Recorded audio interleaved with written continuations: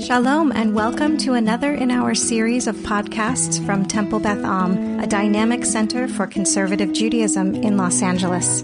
This is a recording of a Shabbat sermon by Rabbi Rebecca Schatz. What a beautiful, joyous morning. I'm not really one to meditate, nor do I love being told to close my eyes, but I want you all to try something for 1 minute. Close your eyes. Imagine that you are at the precipice of the sea splitting. You're standing with a wall of water in front of you, Egyptians rapidly approaching behind you, wishing, as Ariel shared with us earlier, that we were just miserable slaves in Egypt as opposed to stepping into the unknown. How do you feel? How does your breath move in this moment of visualization? Are you able to imagine yourself actually at this moment from our Torah?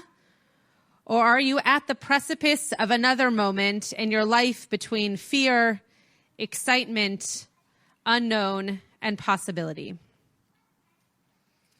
You can open your eyes. Though this moment in our Torah is pivotal, it is also entirely mundane, which makes it memorable. We recite the Song of the Sea each morning to remind us of this episode, and I would imagine each of us could think of a metaphor for feeling as if we are standing at the splitting of a proverbial sea in our lives. Today, on this particular Shabbat Shirah, we are commemorating our people becoming a people and MLK's life of service to bringing humanity, freedom, and rights to people who were thought of as less than for far too long. The image that came to mind for me while thinking through this visualization to share with you this morning was MLK arm in arm walking from Selma to Montgomery, a march that our TBA trip to the South will be humbled to take in March. No sea, but definitely with fear ahead and behind, and yet the need to move forward for change to occur. But how do we remember the fear to push us ahead and come upon new challenges, not repeat those we've defeated? At the end of Parshat Beshalach, this was actually Ariel's maftir, we encounter Amalek, a known enemy of our people, most famously as the family of Haman in our Purim story. However, in this parsha, we hear of a surprising command from God. Vayomer Adonai el Moshe, Ketov zot zikaron basefer. God said to Moses, write this as a memory in the book. Vesim be'oznei Yehoshua, and put it, or maybe recite it, or remind Joshua of it.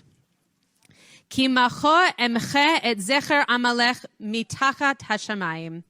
For I will utterly blot out the memory of Amalek from under heaven. Write the memory, recite the memory, completely destroy the memory of Amalek. What memory? The memory of fighting Amalek seems to be the pshat, the simple read, but could it be the memory of the miracle of splitting the sea, of becoming a people, of celebrating freedom for us to remember? Could it be that reciting the memory of Amalek's torture reminds us of a time when we came together? Could it be that Joshua would need to be told of an episode where we needed one another to show strength to an enemy? It is curious that God tells Moshe to write, recite, and destroy.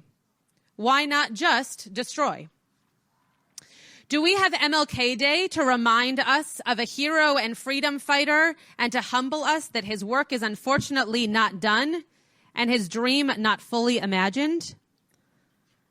MLK said in his famous I've been to the mountaintop speech on April 3rd, 1968 in Memphis, Tennessee, quote, we've got to stay together and maintain unity. You know, whenever Pharaoh wanted to prolong the period of slavery in Egypt, he had a favorite formula for doing it. What was that? He kept the slaves fighting amongst themselves. But whenever the slaves get together, something happens in Pharaoh's court, and he cannot hold the slaves in slavery. When the slaves get together, that's the beginning of getting out of slavery. Now let us maintain unity.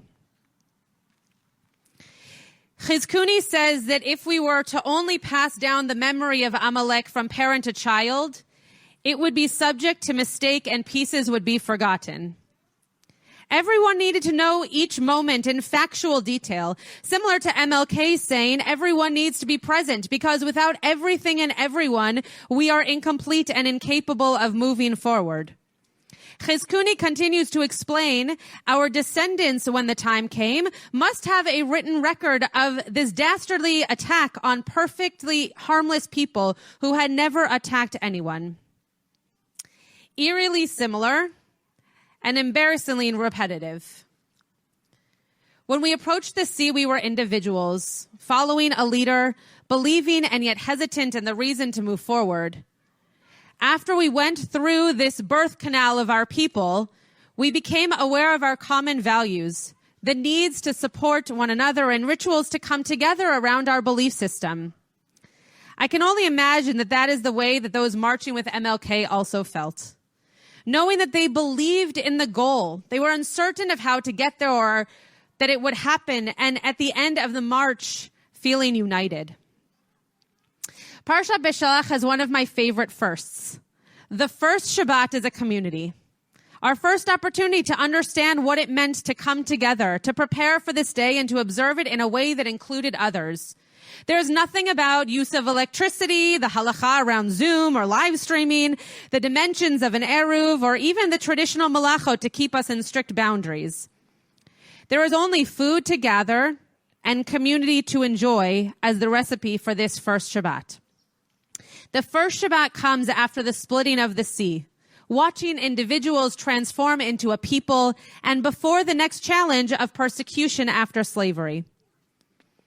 MLK in that same speech said, and when we have our march, you need to be there. If it means leaving work, if it means leaving school, be there. Be concerned about your brother. You may not be on strike, but either we go up together or we go down together. We need to write what we have experienced. We need to share our stories, whether every morning as a part of our Shacharit service or through reading our books. We need to eliminate from our future that which causes us harm or fragments us as a nation and a community. God knew that for our people to remember the moments before coming together, we had to remember and retell the moments of being alone. God knew for Joshua to lead the people into a promised land, that the stories of how we came together would be necessary for how we functioned in the future. MLK continues, but I know somehow that only when it is dark enough you can see the stars. And I see God working in this period of the 20th century in a way that men, in some strange way, are responding. Something is happening in our world. The masses of people are rising up, and wherever they are assembled today, the cry is always the same. We want to be free. The splitting of the sea was magical and dark. The war with Amalek was dark and led to a united people with a narrative of togetherness. We wrote down all the different pieces and made sure that those stars shone brightly through the dark moments for a brighter future. Tomorrow night, we begin Tu B'Shvat, a holiday celebrating nature, our responsibility to it, and our appreciation of the fruits we bear for sustenance and in our own lives. In the Talmud in Masechet Tani, we hear the following famous story. One day, Choni was walking along the road when they saw someone else planting a carob tree. Choni said to the planter, "This tree, after how many years will it bear fruit?"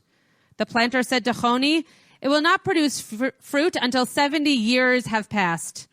Choni said, "Is it obvious to you that you will live 70 years, that you expect to benefit from this tree?" The planter said, "I found a world of carob trees just as my ancestors planted for me. I too am planting for my descendants."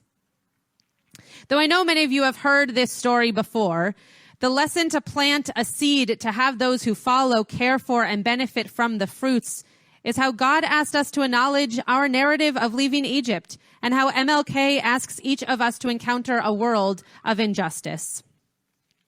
The end of this speech that I've quoted a few times says, "Like anybody, I would like to live a long life. Longevity has its place, but I'm not concerned about that now. I just want to do God's will. And God has allowed me to go up to the mountain, and I've looked over and I've seen the promised land. I may not get there with you, MLK says, but I want you to know tonight that we as a people will get to the promised land. And so I'm happy tonight. I'm not worried about anything. I'm not fearing any person.